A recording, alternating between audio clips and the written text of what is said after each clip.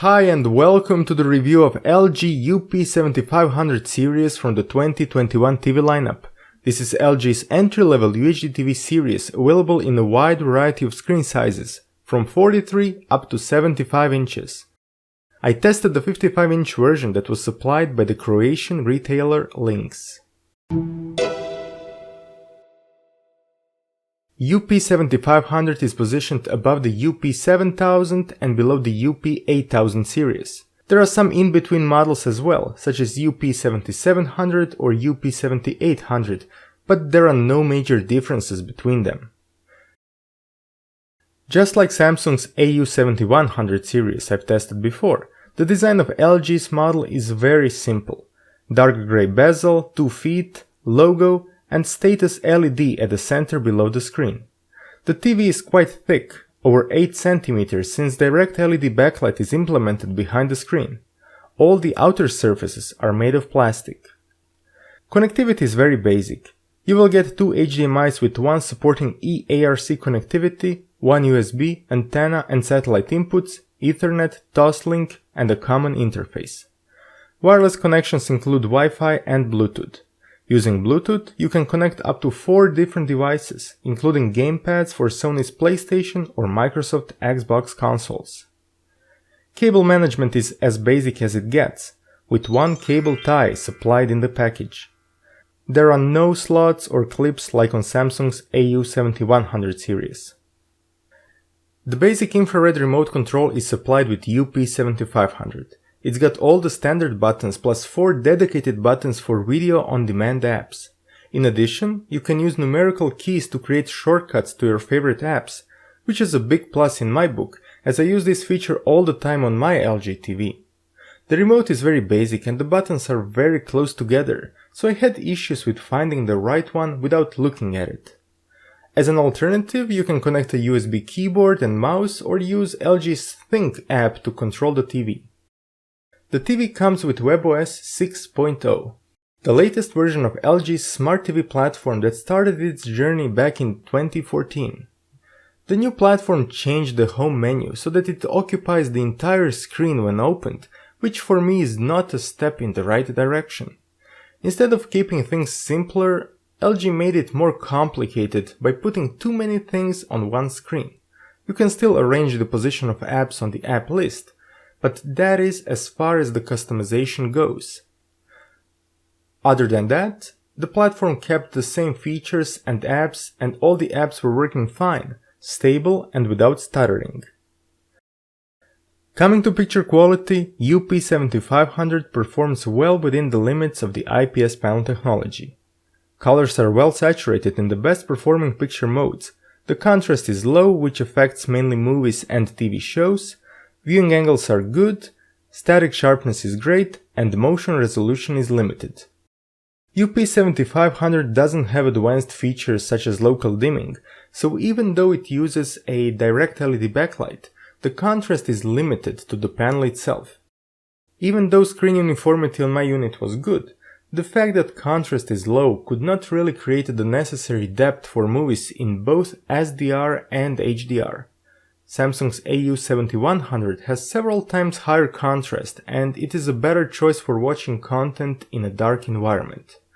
The only advantage is the fact that UP7500 can produce a brighter picture, with a peak of over 370 nits. That's over 100 nits more than what I've seen on Samsung's AU7100, which makes LG a better choice for bright environments. TV can only cover the standard color gamut, so just like on Samsung's AU7100, you won't see deeper colors in HDR content.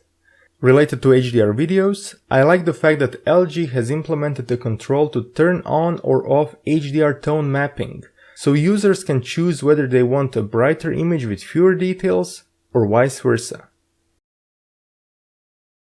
UP7500 has a good picture processor, so upscaling is without artifacts and stair-stepping effects, interlaced signals are detected correctly, and TV has effective noise reduction. There are also many controls for picture adjustment and calibration. For more details, check my separate video linked in the description.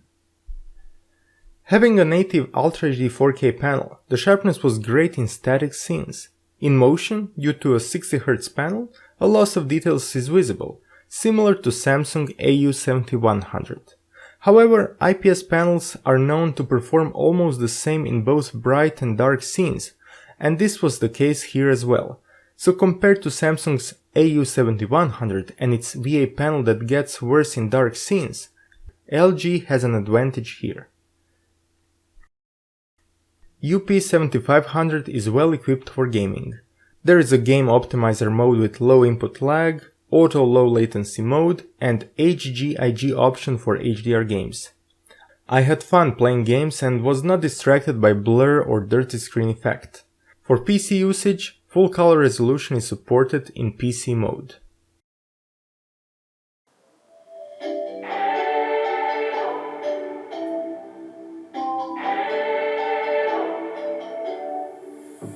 We spent our days on the coast of something beautiful. We got pulled into the tide. The sound quality was basic with two down-firing speakers that cover mainly the mid-range, without bass or high frequencies.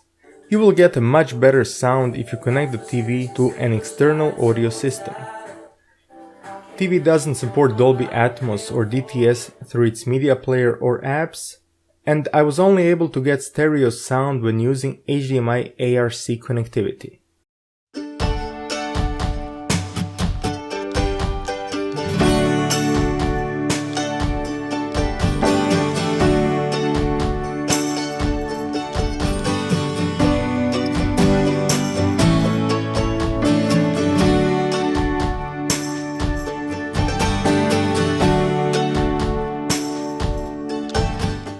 To conclude, LG's UP7500 is a decent mainstream 4K UHD TV with basic connectivity, updated webOS platform, and good picture quality, mainly that shows its strengths in a brighter environment for full screen content.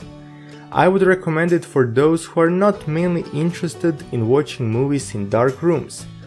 For those, TVs with VA panel type are a better choice. One example is Samsung's AU7100. For more info, check its review down in the description. Since the TV is using an IPS panel and doesn't have local dimming, HDR content doesn't look better than SDR, so don't expect wonders in this area. Big thanks to the Croatian retailer Links for sending me this TV for testing. You can check out their large selection of products on www.links.hr. Thanks so much for watching, and if you like my content, consider subscribing to my channel for more videos like this. Have a nice day.